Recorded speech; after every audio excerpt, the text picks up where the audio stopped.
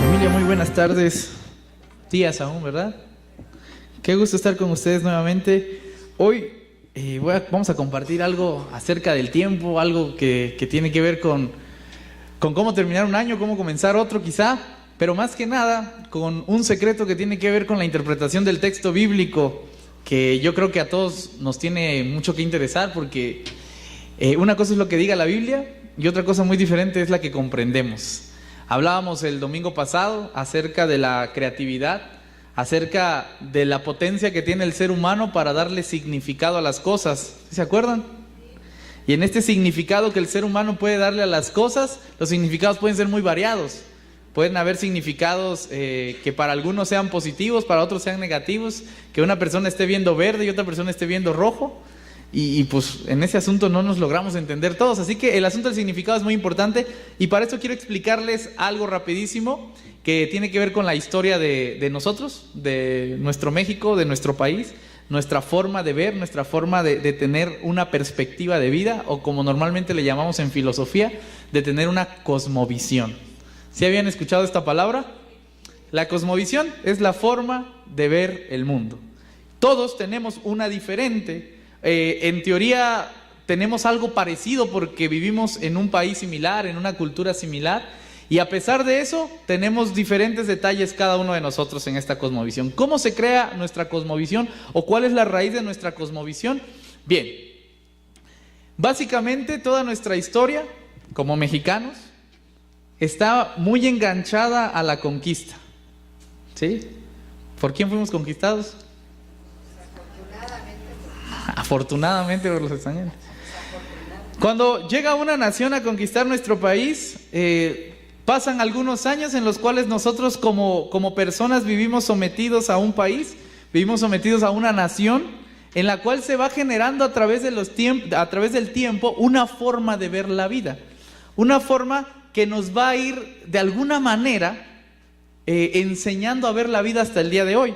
Nosotros no llevamos muchos años como país siendo independientes. ¿Cuántos años llevamos? 200. Siendo independientes. 200 añitos, ¿no? Sí, no es un gran periodo de tiempo. Apenas han pasado unas 5 o 6 generaciones en las que hemos aprendido a vivir como personas independientes y hemos todavía cargado cosas que nos han enseñado acerca de cómo debemos de vivir. Básicamente son 3 asuntos que yo quiero hablar hoy. Podrían ser muchísimos, pero son 3 asuntos que quisiera hablar hoy acerca de cómo la conquista o cómo nuestra historia como país nos ha afectado para ver la vida. Estos 3 puntos son la cultura del tiempo, la cultura de la dependencia y la cultura del conformismo. ¿Por qué quiero hablar de esto? Porque primero tenemos que conocernos nosotros para después saber cómo interpretar o cómo estamos viendo nosotros la vida. Si nosotros no nos conocemos primero, creemos que lo que decimos es la verdad y que nosotros somos los únicos que vemos así, pero no es cierto. Nosotros decimos algo por alguna razón. Hay algo detrás de nosotros que nos está motivando a pensar así, a actuar así, a ser así. Y nuestra historia nos mueve a 3 puntos, repito: la cultura del tiempo, la cultura de la dependencia y la cultura del conformismo. Voy a terminar con la cultura del tiempo y voy a empezar con la cultura de la dependencia. ¿Qué es esto de la cultura de la dependencia? La cultura de la dependencia básicamente se resume en hacer cosas cuando estamos obligados a hacerlas, y no en hacer cosas cuando queremos hacer cosas o cuando las consideramos necesarias. Esto genera como conclusión una cultura de solución y no una cultura de prevención. En ejemplos así a grandes rasgos, un buen mexicano es aquella persona que no va al médico para checarse rutinariamente. Va al médico cuando ya está muy enfermo y dice: si no voy me muero, entonces ya voy a ir al médico. Se siente obligado a hacer algo y como se siente obligado entonces lo hace, pero no lo hace antes. ¿Por qué? Porque una cultura que hemos venido cargando nos mueve a hacerlo ya hasta el final, ¿no? Así como que ya en el último momento, entonces lo podemos hacer. Este tipo de cultura nos genera no tener una voluntad propia, sino depender de la voluntad de alguien más. Alguien más nos tiene que decir qué hacer para que nosotros entonces hagamos algo. Y esto desgraciadamente no nos mueve a tener iniciativa.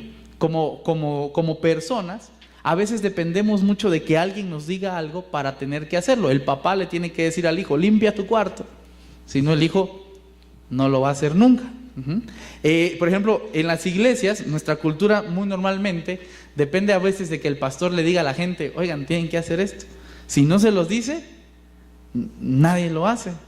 ¿Por qué? Porque de alguna manera venimos cargando alguna idea de no tener iniciativa al hacer las cosas, sino depender de que alguna fuerza nos diga algo y no hacerla. Incluso en nuestro cristianismo y en nuestra forma de ver a Dios, nosotros muchas veces dependemos de lo que Dios nos vaya a decir. Decimos, Dios, dinos primero qué hacer y después lo hacemos. Cuando Dios muchas veces ya nos dijo lo que tenemos que hacer y no lo queremos hacer. Es un asunto bastante cultural. Voy a pasar al segundo punto. Este no es tan súper relevante, pero es un punto necesario. El segundo punto es un poquito más importante y es la cultura del conformismo. Cuando el pueblo está esclavizado y se da cuenta que es prácticamente imposible salir de esa esclavitud, empieza a generar poco a poco una cultura de conformismo, que al final de cuentas va a empezar a ser una cultura de pesimismo. ¿Sí? Es como si yo salgo, soy esclavo, y digo, bueno, pues ¿para qué salgo a trabajar si le tengo que pagar a este español las cosas? Entonces pues ya no lo hago con gusto, no lo hago con ganas, no lo hago con mi mayor esfuerzo, y en mi mente se empieza a generar una cultura de ¿para qué? Ya no tiene sentido, no nos vamos a liberar, todo está acabado, ya no hay sentido de la vida. Tenemos muchas personas que cuando llegan a caer en un estado de depresión generan este tipo de pensamiento y dicen, ¿para qué sigo adelante? ¿Qué sentido tiene la vida? ¿Para qué hago algo más si ya todo está terminado? Este tipo de pensamiento es un pensamiento que de alguna manera nosotros tenemos grabados en nuestra cabeza. ¿Cómo te puedo argumentar esto? Pues chéquense cuando decimos, hermanos, ¿cuántos creen que nuestro país va a cambiar? Y te diría, ay, ¿qué va a cambiar tan corruptos que son? ¿No? ¿Cómo va a cambiar tanta pobreza que hay? Y es porque poco a poco nos hemos generado una mentalidad pesimista. Incluso cuando llegamos a la iglesia, hermanos, la iglesia va a crecer. Y si voltean a ver todos, pues ¿cuándo, no? Porque todavía nos hace falta un cachito, ¿sí? Hermanos, sí vamos a tener una iglesia en la cual no haya chismes, en la cual haya amor, en la cual todos nos queramos. Y algunos dicen, no, eso es imposible. Y incluso nuestra manera cristiana de ver la vida la argumenta porque decimos, por causa del pecado, siempre vamos a estar así. Y sin querer queriendo, como diría el Chavo del Ocho, ya le inyectamos pesimismo a nuestra cosmovisión y a nuestra manera incluso de ver el cristianismo. ¿Y qué creen? Hasta la argumentamos de manera bíblica. Usamos terminología bíblica para argumentar lo que no está en la Biblia, lo que está en nuestra cultura. ¿Te das cuenta? Y entonces creemos que las cosas no van a mejorar, creemos que las cosas no van a cambiar, creemos que nada puede ser mejor, ni en la iglesia, ni en nuestra vida, ni en el país, por causa del pecado, decimos. Mas yo os digo, diría Jesús, no es por causa del pecado, es por causa de nuestro pesimismo, de nuestra cultura que hemos ido enseñando a través de los años. ¿Cómo se sigue enseñando esto? Muy sencillamente, un papá le enseña al hijo. El hijo ve al padre cómo habla, cómo actúa, cómo piensa. Y poco a poco el niño va repitiendo los mismos modales, las mismas enseñanzas, todo lo va repitiendo. Sin que el niño se dé cuenta, es un nuevo pesimista. Sin que el niño se dé cuenta, es un nuevo conformista. Sin que el niño se dé cuenta, va replicando la cultura que nuestros antepasados fueron generando, no porque quisieron, sino porque se las impusieron, porque no tenían otro modo de ver la vida. ¿Sí? Y entonces nuestra cultura tiene que ir transformándose. Ese es uno de los asuntos. ¿Por qué nuestra cultura es diferente a otras culturas en donde fueron conquistados otros países por otros países diferentes a los nuestros? Porque la situación sencillamente era diferente. Sencillamente era diferente. Voy por el tercer punto. Este también era relevante, pero no tanto como este tercer punto, que este tercer punto es buenísimo. Y que es la cultura del tiempo. La cultura del tiempo es buenísima. Porque cuando buenísima para los que la ven bien, para que los que la ven mal no. Porque cuando tú estás esclavizado como una nación y eres un país que está sometido y has pasado años viviendo en ese como que en ese hostigamiento, tu mentalidad ve en pasado. Y chéquense lo que dice: antes de que nos conquistaran, las cosas eran mejores. Empieza a ver en pasado, se empieza a partir la mente. Cuando tú estás siendo conquistado, se genera otro tipo de pensamiento dentro de la misma raíz, que es: cuando nos liberemos, las cosas van a ser mejores. Y se empieza a generar una dualidad del tiempo, de la cual ya hemos estado hablando, que es una forma de ver el pasado y una forma de ver el futuro. ¿Por qué no queremos ver el presente? Porque el presente es malo, el presente no nos gusta, el presente está feo, el presente nos daña. Y entonces preferimos recordar cuando éramos libres en el pasado o recordar cuando vamos a hacerlos en el futuro. Por eso una persona que se casa dice: ay, cuando yo era soltero, ¿sí? Y una persona que cuando está casada dice: cuando me divorcie. Estamos viendo la vida así. Por eso un chico, un adolescente dice: cuando yo era niño me la pasaba bien, no me pedían que lavara los trastes. Pero por otro lado está viendo: cuando tenga mi credencial voy a poder salir yo solo, manejar, irme al antro. Está viendo su vida en dos perspectivas diferentes. ¿De dónde la aprendió? Pues de los papás, ¿sí? ¿A poco no son los papás los que vienen diciendo: en mis tiempos las cosas eran mejores? ¿Sí? Eso no lo dice un niño, eso lo dice un papá o lo dice un abuelo. ¿Por qué? Porque en su tiempo realmente las cosas para él eran mejores y en un futuro también van a ser mejores para él, porque así estamos construidos culturalmente. Entonces, 3 cosas que hemos estado manejando en este contexto de la cultura. 1, la cultura del tiempo. 2, la cultura de la dependencia. Y 3, la cultura del conformismo. ¿Qué tiene que ver esto con Dios, con la Biblia, con el año nuevo, con el año viejo? Miren, el problema de los cristianos, nosotros como cristianos, es que hemos llevado todo un 2017 y todos los que van atrás interpretando el texto bíblico. Ese es el secreto que yo les quiero contar el día de hoy. El texto bíblico es importantísimo para la cultura cristiana. Lo que no nos damos cuenta es que nadie de nosotros lee el texto bíblico por sí solo. Todos lo leemos a través de nuestra cosmovisión. Todos nosotros leemos el texto a través de nuestra cultura, a través de nuestra situación, a través de nuestro contexto. Es por eso que un día tú puedes llegar a leer el Padre Nuestro y dices: ¡ah, qué bonito! Pero otro día puedes llegar a leer el Padre Nuestro y decir: ¿y esto qué? No significa nada para mí. Es por eso que tú puedes llegar y leer el libro de Don Quijote, ¿no? Y significa algo para ti en algún momento. Pero tú lo vuelves a leer en otra ocasión y significa otra cosa para ti. ¿Por qué? Si el libro dice lo mismo.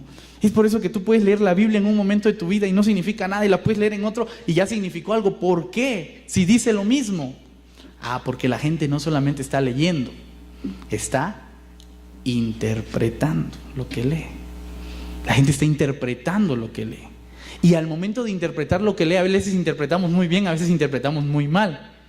Ese es el otro gran problema. Por eso era necesario conocernos para saber cómo interpretamos. Por eso era necesario que explicáramos cómo somos como mexicanos para saber cómo estamos interpretando el texto. Y yo te quiero decir 3 cosas erróneas de cómo estamos interpretando el texto por nuestra cultura, ¿sí? No porque el texto lo diga. Cosa número 1, nosotros no somos seres dependientes, ¿sí? La cultura de dependencia no nos dice que tenemos que hacer las cosas por obligación. Incluso nuestra mente ve los 10 mandamientos como ¿qué? Como obligaciones. ¿Por qué las ve como obligaciones? Porque nuestra mente dice: si no es una obligación, entonces ¿para qué la hago? Tenemos que hacerlo, tiene que ser. ¿Por qué vemos a la Biblia como una ley? Porque necesitamos que alguien nos obligue a hacer algo para hacerlo. Pero no lo vemos como un área de oportunidad. No la vemos como una posibilidad de libertad. No lo vemos como gracia. No tenemos que ver como ley a fuerzas. Lo tenemos que ver como un sometimiento, como si tuviéramos que estar sometidos totalmente. Y ese no es el Dios del texto bíblico. Ese es el Dios que los mexicanos interpretan del texto bíblico, porque nosotros los mexicanos necesitamos una ley, necesitamos sentirnos obligados para hacer algo. Nosotros no tenemos iniciativa, por eso estamos esperando que Jesús venga a resolver todo, no nosotros. ¿Quién lo va a resolver? Jesús cuando venga, no nosotros. ¿Por qué? Porque nos hemos hecho esta idea de ser de no tener iniciativa, pues. Ese es nuestro gran problema. Eso no lo dice la Biblia. ¿Quién lo dice? Lo decimos los mexicanos interpretando el texto bíblico. Si tú vas a otros países que no tienen esta misma cultura, que están leyendo la misma Biblia, tienen otra mentalidad acerca del reino de Dios. ¿Por qué nosotros tenemos que ser los que no hacemos nada? Los que estamos esperando que Dios lo haga todo por nosotros. Y es parte de nuestra cultura creer que Dios lo va a hacer todo por nosotros. Tan es parte de nuestra cultura que aquí toda la banda de Tepito y de todos esos lados, antes de salir a laborar, pues se encomiendan a su santo, porque de verdad creen que Dios lo va a hacer por ellos, ¿sí? Y asaltan aquí, se agarran a uno del Dorado que lleva su iPhone 8 y dicen: Dios me bendijo. ¿Por qué? Porque en su cultura ellos de verdad creen que Dios lo está haciendo todo por ellos.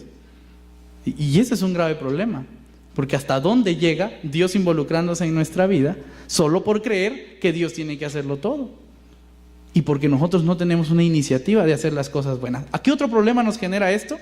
Todo esto es para reflexionar quizá muchas dudas que por ahí tenemos guardadas. El problema de la voluntad de Dios, ese es otro problema que nos genera no tener iniciativa, porque entonces le atribuimos que Dios es culpable de todo lo que está sucediendo,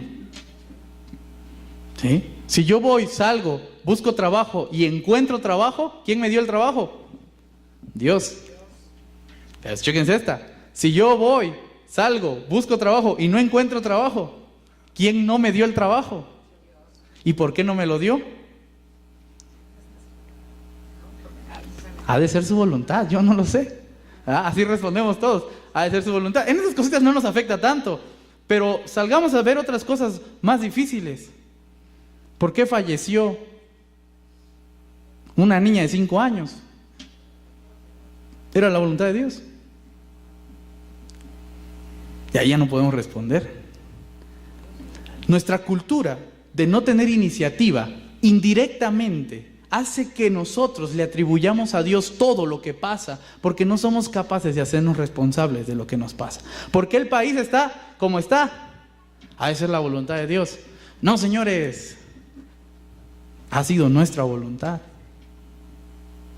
Y no la nuestra particularmente, ha sido la nuestra por generaciones. Nosotros hemos construido esto y nosotros estamos sufriendo esto, ¿eh? Los holandeses han construido lo suyo y están sufriendo lo suyo. Los alemanes han construido lo suyo y están sufriendo lo suyo también. Solo los mexicanos, solo a nosotros Dios nos ha construido un país malo, pues. ¿Sí? ¿Por qué? Porque nuestra cultura no tiene iniciativa, no tiene la capacidad de llegar y decir: soy yo, es mi culpa, yo lo hice. ¿Sí? Dios está ahí, sí, pero yo no puedo culpar a Dios de todo lo que pasa. Soy yo. Y nosotros leemos la Biblia a través de nuestra cultura. ¿Qué pasa en el conformismo? Por ejemplo, el conformismo nos ha creado una cultura pesimista, en la que creemos, como habíamos dicho, que las cosas no van a cambiar. Nosotros llegamos, leemos el texto bíblico y el texto bíblico tiene un gran porcentaje de esperanza. O sea, al final el evangelio, la buena noticia, es esperanza. Todo es esperanza en el Nuevo Testamento. Pero tú llegas, lees 2 versículos en donde dice: y antes de que yo venga va a haber rumores de guerra y que no sé qué, y se van a parar de cabeza, y las potencias mundiales, todo el mundo empieza a hacer cuestiones y dicen: ay, el mundo se va a destruir. ¿Qué creen los cristianos? Que el mundo se va a destruir. O sea, realmente todos los cristianos creemos que el mundo se va a destruir y que no podemos hacer nada para cambiarlo, porque Dios ya dijo que el mundo se va a destruir. Y eso es muy pesimista. ¿Para qué acabo un año y empiezo otro si va a ser igual de malo que el anterior? Eso es pesimista. ¿Sí? Y en ese proceso de ser una generación, un país pesimista, pues la iglesia no tiene sentido de existir. ¿Para qué existe la iglesia? Si las cosas no van a cambiar, si las cosas van a seguir igual, si de todas maneras el mundo se va a destruir en el Armagedón, en el Apocalipsis. ¿Para qué? Dios no dice eso. Eso lo dice un mexicano interpretando la Biblia desde su cultura pesimista. O bien lo dijeron todos los teólogos en la Segunda Guerra Mundial, cuando de verdad pensaban que todo se iba a acabar. ¿Sí? Pero el Evangelio es esperanza. El Evangelio dice que las cosas van a cambiar. El Evangelio dice que sí se puede. El Evangelio dice que es posible transformar toda la realidad para que se parezca cada vez más a la voluntad de Dios. Eso es lo que dice el texto bíblico. ¿Por qué hemos interpretado otra cosa? Por nuestra cultura. ¿Te das cuenta? Voy con la tercera, que es la del tiempo, que es una de mis favoritas. Y la del tiempo también es muy, muy interesante, porque incluso como cristianos, esto ya se los había comentado antes, vivimos en una realidad dual, en donde creemos que el pasado es mejor y el futuro es mejor, y hasta lo traemos al cristianismo y al texto bíblico. Ya se los había comentado cuando les decía, ¿cuántos decimos, ay, en los tiempos de Daniel, ay, en los tiempos de David, ay, en los tiempos de Moisés, ay, en los tiempos de quien ustedes quieran, pues? ¿Sí? Todo fue mejor antes. Y por otro lado tenemos una cabeza viendo al futuro y decimos, ay, cuando Jesús regrese, cuando Jesús venga en su santa gloria, en su caballo blanco, todo va a estar en orden. Pero mientras Jesús viene y mientras ya no existen nuestros héroes bíblicos, ¿quién vive? El pastor Merari. Sí, ¿no? ¿Ese qué? ¿Sí? Mientras tanto estamos nosotros y nosotros pues estamos mal, ¿no? Todo está arruinado en nuestra vida. No es cierto. No es cierto. Estamos creando y transportando el texto bíblico a nuestra interpretación porque nuestra cultura ve la vida así. Creemos que los reformadores, por ejemplo, fueron mejores teólogos que nosotros. Todo mundo cita a Juan Calvino. Todo mundo cita a Martín Lutero. ¿Sí? ¿Por qué nadie cita a Merari? Pues es que está empezando, ni sabe, ¿no? ¿Sí? ¿Por qué nadie cita a otros teólogos de universidades que tenemos acá? ¿No? ¿Por qué nadie cita a Alfredo Tepox? No, pues porque no ha muerto, sigue vivo, no hay que citarlo. Ya que pasen años, ya lo citamos. ¿Por qué nuestra cultura cree que lo que ya pasó es mejor que lo que está pasando? Y de alguna u otra manera cree que lo que va a pasar es mejor que lo que está pasando también. Y en ese gran proceso, hermanos, nos seguimos perdiendo toda la vida. Por eso, hermanos, ya para terminar, no se preocupen, quiero leerles un pedazo de la Escritura. Y ¿nos ayudas a regresar el texto?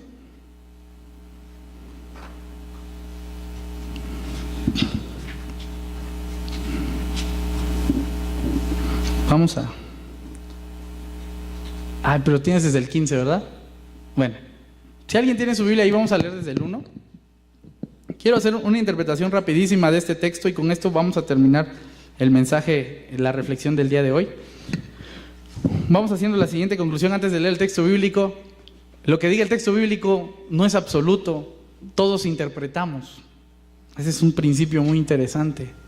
Todos acá, les guste o no, interpretan el texto desde su particular perspectiva, desde su contexto y desde una cultura general que todos tenemos, que estamos interpretando el texto. 3 cosas que han hecho que interpretemos mal el texto: nuestra cultura del tiempo, nuestra cultura de la conformidad y nuestra cultura del pesimismo. Esas cosas han hecho que nosotros veamos la Biblia y el Evangelio de una manera diferente. Y en esto hasta hemos hecho que el texto bíblico se convierta en un ideal. En un ideal donde todo tiene que ser bueno. Hay gente que hasta dice, no digas diablo, no llames malas cosas, ¿no? ¿Sí? No, todo creemos que tiene que ser bueno.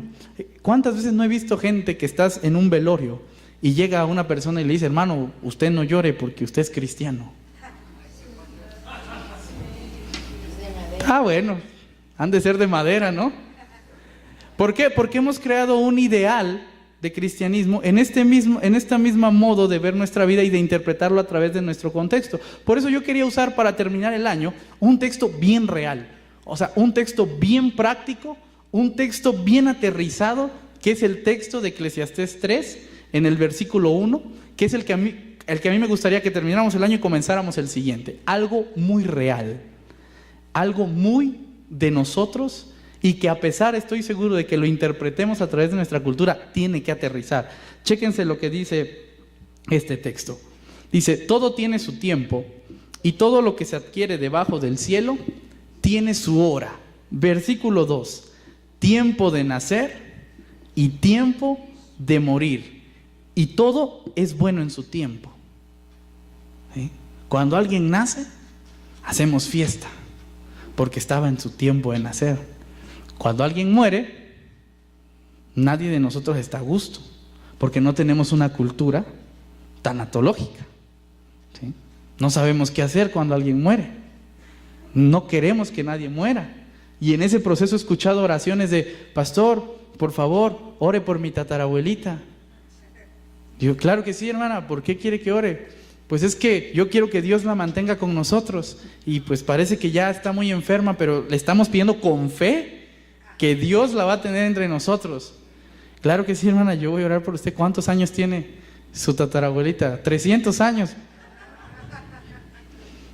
Hermano, ¿no le parece un poco egoísta mantener a su tatarabuelita entre nosotros los vivos? No, no le parece egoísta, le parece real, porque queremos que las cosas estén con nosotros siempre, y es parte de nuestra cultura. ¿Sí? Nadie de nosotros acepta la muerte, no lo queremos, ni lo mencionamos. Es algo feo, es algo malo, y seguramente ni es de Dios. Pero el texto bíblico dice: todo tiene su tiempo. Tiempo de nacer y tiempo de morir. En su tiempo las cosas son buenas. Ahora, que si me dicen: ¿sabes qué? Falleció una niña de 2 años, no era su tiempo de morir. No era su tiempo de morir. No tenía por qué fallecer. No era la voluntad de Dios que muriera atropellada. ¿Por qué pasó? Por nosotros, por nuestra cultura, por un tipo que no tuvo la prudencia, se emborrachó y la mató. Y el responsable no es Dios. ¿Quién es el responsable? El borracho. No murió en su tiempo, no es bueno. Pero la persona que descansa en su tiempo es bueno, porque todo tiene su tiempo. Tiempo de nacer y tiempo de morir. ¿Se dan cuenta? El texto no es tan ideal. El texto también dice que las cosas que a veces nos duelen son buenas en su tiempo. Tiempo de plantar y tiempo de arrancar lo plantado. Y con esta tengo un ejemplo buenísimo que a mí me encanta. Y es que muchas veces nosotros como personas generamos tradiciones que en su tiempo son buenas. Son buenas. Qué bonito es tener una tradición en su tiempo, ¿sí? Y llevarla a cabo, y llevarla a cabo, y llevarla a cabo. Pero llega un momento en donde la tradición ya no es eficiente para el tiempo. Y ese es el momento en donde uno mismo tiene que tener la sabiduría de arrancar lo que en un momento plantó. Porque para el texto bíblico es bueno plantar algo, y también es bueno arrancarlo cuando se tiene que arrancar, ¿sí? Porque para el texto bíblico es bueno hacer raíces con la familia, ¿no? Pero también es bueno sacarlas de ahí e irse a vivir a otro lado. Para el texto bíblico es bueno hacer algo en algún momento, y si es necesario en otro momento dejar de hacerlo, ¿qué hay que hacer? Dejar de hacerlo. ¿Cuál es el problema? Que vemos bueno hacer algo y luego ya no vemos bueno dejar de hacer algo, porque nuestra cultura aprensiva o maternalista dijo: ay, este es mi hijito precioso de 70 años, pero pues ni modo que lave su ropa, no, ni modo que se vaya de casa, no, ¿sí? ¿Sí? Incluso en la iglesia, hermanos, es tiempo de plantar cosas a veces, y a veces es tiempo de desplantar cosas, ¿sí? Hay cosas que ya no sirven, pues fueron bonitas, qué bueno que fueron bonitas, ya no funcionan, hay que dejarlas. Pero también hay tiempo de volver a plantar cosas, ¿sí? Hay momentos, hermanos, en donde una iglesia le es beneficiosa a una persona. Qué bueno que esa persona esté en esa iglesia. Pero hay momentos en donde la iglesia ya no le es beneficiosa a la persona, o la persona ya no le es beneficiosa a la iglesia, y se tiene que ir. Y todos aquí lo tenemos que agarrar a la fuerza. No, hermano, no se vaya, quédese, por favor. No, hermano, continúe su camino, ¿sí? Es parte de la vida, no tener un ideal, sino aprender a ver toda la polaridad y saber qué decisión tomar en su momento. Voy por otra. Dice, tiempo de matar y tiempo de curar. Esta también es buenísima. Yo lo relaciono mucho a las relaciones. Esto es tiempo de matar. No vayan a matar a nadie, por favor. No es tiempo de ir a asesinar. Tiempo de matar y tiempo de curar. ¿En qué lo relaciono mucho esto? Esto me ha tocado mucho ver en la experiencia, poca experiencia pastoral que puedo tener, y tiene mucho que ver con las relaciones matrimoniales. Fíjense ustedes que hay muchas personas que creen, que de verdad creen que tienen que mantener un matrimonio hasta el final, ¿sí? Y que lo tienen que mantener a pesar de todo. Y entonces llega la señora y le dice, pastor, yo quiero que ore por mí. Y le digo, claro que sí. Hermana, ¿por qué quiere que ore? Pues es que yo quisiera que le diera sabiduría a mi esposo. ¿Para qué? Pues para que ya no me pegue tan fuerte. Y yo digo, eso no puede ser. Yo no voy a orar para que su esposo no le pegue tan fuerte. En primer lugar, le debe dejar de pegar. Y en segundo lugar, voy al ministerio público a demandarlo. O sea, no tenemos por qué curar algo que es incurable, ¿sí? Hay momento para sanar una relación. Sí, es verdad, nos peleamos porque se me quemó la sopa. Oh, no seas pasado, haz tú la sopa también, pónganse de acuerdo, ¿sí? Es que me quiero divorciar porque ronca mucho. Bueno, pues le compremos una almohadita aquí, ¿no? Pero llegas y me dice, es violento, me pega, me agrede física y emocionalmente, y quieres que yo ore por esa persona para que la cure. No, señores. Hay momento para curar una relación y hay momento para matar una relación. Todo tiene su tiempo y en su tiempo es bueno. En su tiempo es bueno curar algo, pero en su tiempo también es bueno destruir algo, porque eso ya no es beneficioso. Y es lo que el cristiano no logra entender. A fuerza quiere mantener todas las cosas unidas, pues, porque cree que es bueno. No, es bueno en su tiempo mantener algo y en su tiempo es bueno destruir algo. Por eso dice la Biblia, todo tiene su tiempo. Tiempo para matar y tiempo para curar.